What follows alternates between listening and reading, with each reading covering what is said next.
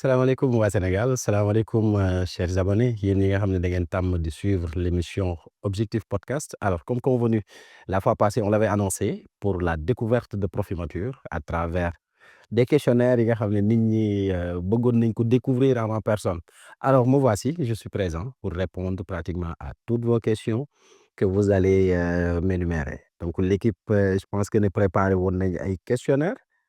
Et voilà, dans le tas, on va essayer de prendre les questions yi nga xam ne soulevé nañ ko et ñu essayer apporter des réponses par rapport à ça. Voilà, donc bon, on va commencer. Donc là, on a notre boîte à questions. Donc je vais prendre la première question bi nga xam ne posé nañ ma ko. Alors la question mu ne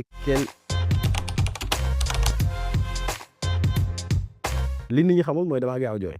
Effectivement, les gens me voient tout le temps rire, di planer et tout. Mais pour rien, même dans les commentaires, mën naa lire benn commentaire bu touché ma et je pleure. waaw donc loolu c'est quelque chose que peu de gens ne savent pas parce qu'ils me voient toujours rire quand même mais ku gaaw a jooy laa.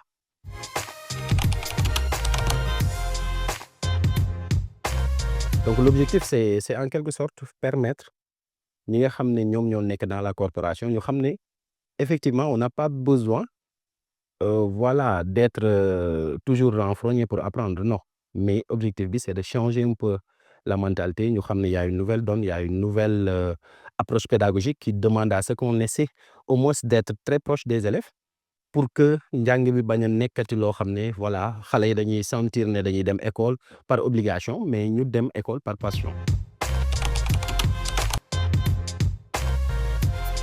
Bon souvenir bi bokk na ci jour bi ma ñàkkee sama maman pratiquement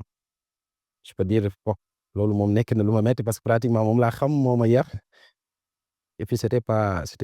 trop facile donc di ci xalaataat sax wala di ci wax c'est quelque chose boo xam ne dafay diis encore franchement. Ok, beneen question.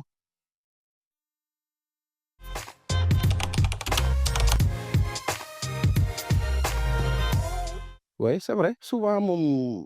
je ne montre pas toujours que je suis immature, mais au fond, je le suis. Parce que ni may croiser dans la rue, ni may romb, souvent ils ont tendance à se dire, bon, est-ce qu'effectivement prof immature là? Mais bon, man, je suis immature quand je suis seul, surtout. Nit ñi loolu lañ comprendre. Quand je suis seul, je suis tellement immature, mais bon, bu ma génnee rek, je sors pratiquement ci sama zone de confort. Et voilà, là, c'est la maturité qui est incarnée.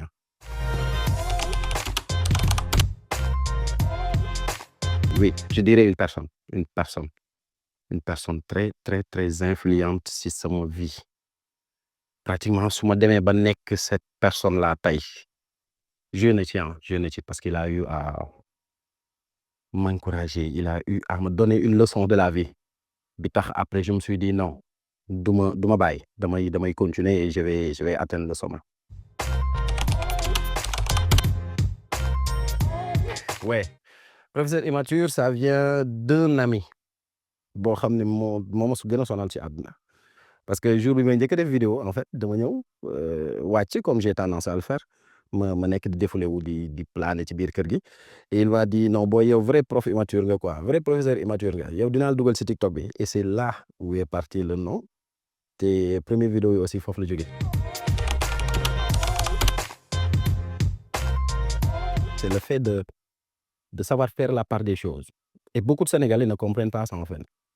parce que toujours nit ki am na loo xam ne moo nekk ci yow mais ça n'a absolument rien à voir avec yow ce travail et boo leen seetee dans les vidéos pratiquement je fais toujours la part des choses quand je suis à l'école donc je montre li ma bëgg avec les élèves la complicité et cetera donc ça c'est tout à fait naturel mais quand je suis chez moi là je redeviens ma personne donc foofu nekkatul corporation bi et puis voilà.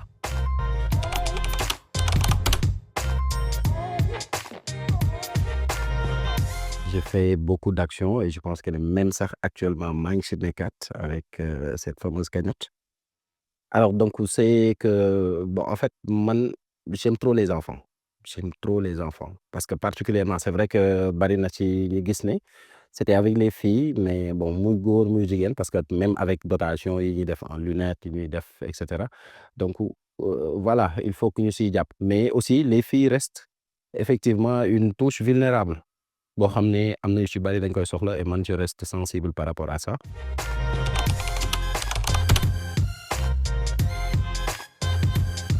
mais man booy Pikine laa man booy banlieue laa man Pikine laa màggee fa laa yaroo donc Pikine kuy wax Pikine day wax effectivement danse culture ville culturelle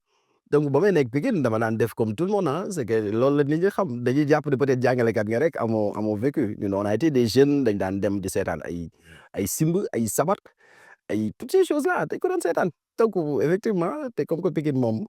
boo feccul di nga way baa nga simb baa nga nekk ci leen donc effectivement man damaa mën a fecc de te feccu ba sax feccaguma laay wax.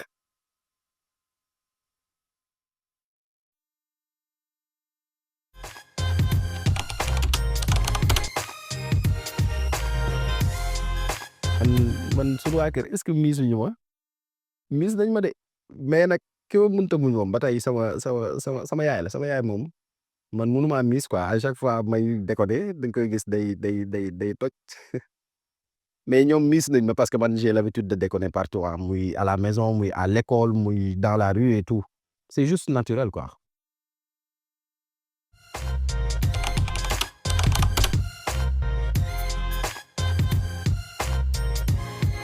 bon dina difficile nag nga wax sa bopp mais quand même je peux dire c'est une personne boo xam ne bëggul hypocrisie une personne naturelle hein, comme niñ may gisee ce que je représente dans les vidéos naturellement je suis comme ça hein. Je suis comme ça man je suis juste naturel li may sentir samay ressenti c'est da nga koy gis à l'instant T su ma meree da nga xam ne damaa mer su ma kontaanee da nga xam ne damaa kontaan et puis voilà je suis juste naturel comme ni ma koy dundee mais nag ku tàng laa de ak maa gaaw a àllu damay àll de.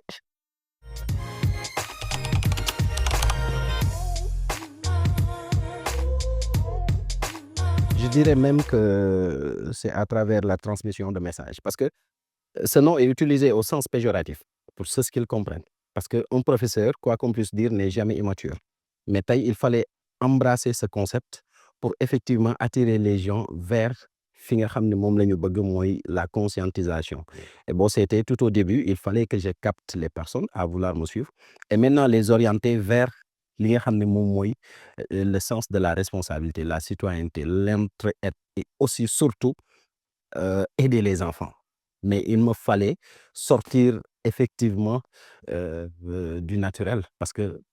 quand je faisais des choses yi nga xam ne ñëpp moom la ñuy def mais je n'allais pas être suivi il fallait que je choisisse de faire quelque chose que les gens n'osent pas faire et je l'ai réussi et tey les gens commencent à comprendre le concept mais bon ça n'intrigue pas parce que effectivement ça n'impacte en rien li nga xam ne moom mooy sama vie professionnelle parce que je continue à très bien faire mes enseignements en apprentissage j'ai réussi à tous mes examens professionnels j'ai jamais été convoqué au niveau de l'EF et chaque année je parviens à avoir d'excellents résultats pour classe yi nga xam ne moom laa yor.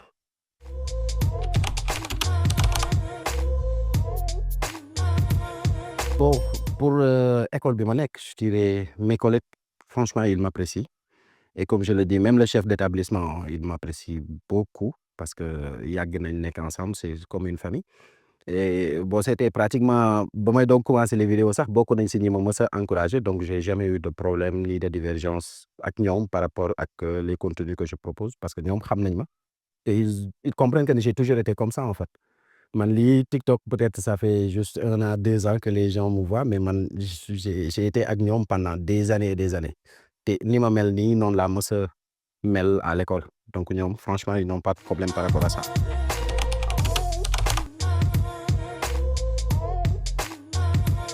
Je serai militaire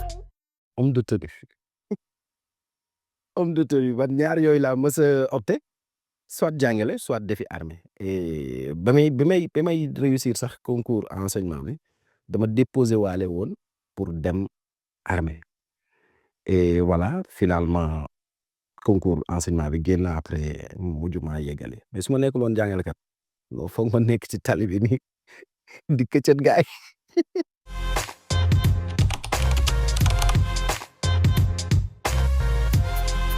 quand ça ne va plus et que je sens que les élèves sont tellement coincés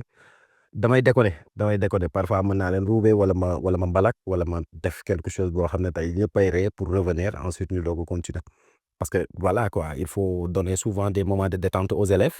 pour que ñu mën a ñëwaat parce que jàng dafa metti waaw ñi wax ñëpp dañ xam nañ ne jàng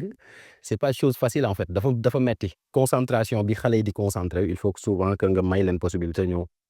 déraper nekk si leen ensuite nga indiwaat leen à la raison.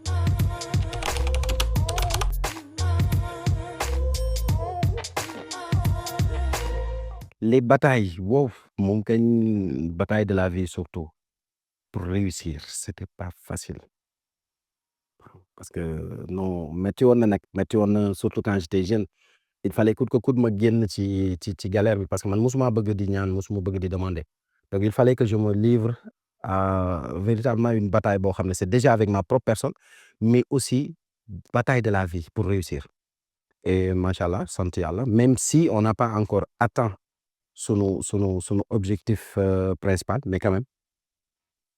dinañ si yegg incha allah mais waaw c'était pas facile.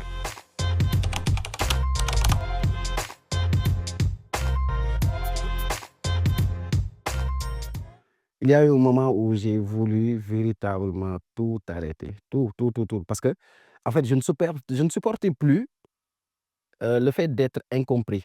et tout au début les gens ne comprenaient pas en fait le concept ne comprenaient pas ce que je faisais donc dama naan dégg lu nekk parfois nga gis xale bu ndaw boo xam ne leeral yaa ko mag mais mu wax la wax du garaaw que découragé mais par le biais d'un ami un collègue boo xam ne moom mu jiitu sax sur TikTok professeur Zéro Stress que les gens connaissent moom moo ma gën a motivé waat parce que moom bu jamono jooju fekkoon na il était très connu influent et tout mu woo ma parce que daan na ma suivre ne ma bro bul bàyyi parce que boo bàyyi rek tu seras la risée de tout le monde te moom il croit en moi te gëm na ne je peux réussir et sant yàlla donc moom aussi bokk na ci les personnes yi nga xam ne mënu ma leen fay parce que bu ma yegsee fii je peux dire professeur Zéro Stress moom moo ko tax sama waa jooju ndaanaan la maa ngi koy bëggee de passage.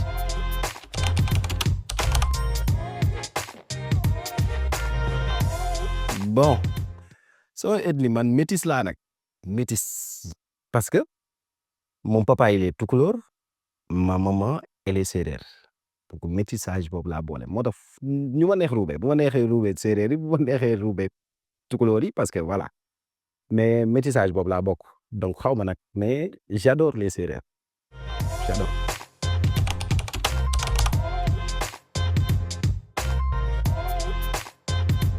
àggaguma ci stade de fondation mais mes projets futurs restent d'avoir une fondation ouais c'est dans mes projets dans le futur d'avoir une fondation qui va juste aider les enfants parce que bon pour ma atteindre samay objectif atteindre aussi li nga xam ne moom laa bëggal xale yi non il faut que ma atteler vers ça et puis ñu ngi ciy dox bon pour le moment on commence à le faire avec nos propres moyens mais on espère que peut-être dans le futur dinañ mën a dem ba am la possibilité d'avoir cette fondation.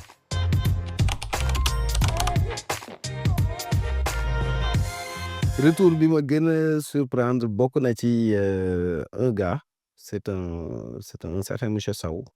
il est de Matam moom il me suivait mais tellement dafa daan apprécier surtout li may def social bi et tout moom aussi mu nekk ci pël la déjà moom daf ma defal benn affaire boo xam ne je ne m'attendais pas à ça parce que chaque année daf ne ma maa lay may xaru tabaski c'était extraordinaire en fait parce que je ne pensais même pas que ne bon nit ñi mu ngi ci te chaque année il le fait chaque année à 2 mois avant day jënd xar may ma nii graaw man problème mu xar wàcc ma waaye bugguma ko woon wax ndax sama yaay bu ko déggee rek damay sonn bu tabaski jotee waaw mais franchement c'est quelque chose boo xam ne daf ma touché daf ma marqué et macha allah et puis tant d'autres surtout des personnes yoo xam ne man dañ may gën a bëgg sax que seen propre bopp ci lu ma nekk lu may dugg waaw dañ ciy dem à fond waaw parce que Profimature bu doonee kii tey nit ñi la donc mes abonnés surtout ñi nekk Europe ñi nekk Sénégal ñi nekk Mauritanie diaspora bi tout en tout cas mënuma leen a fay macha allah ñoom moom big up à eux C'était la dernière question.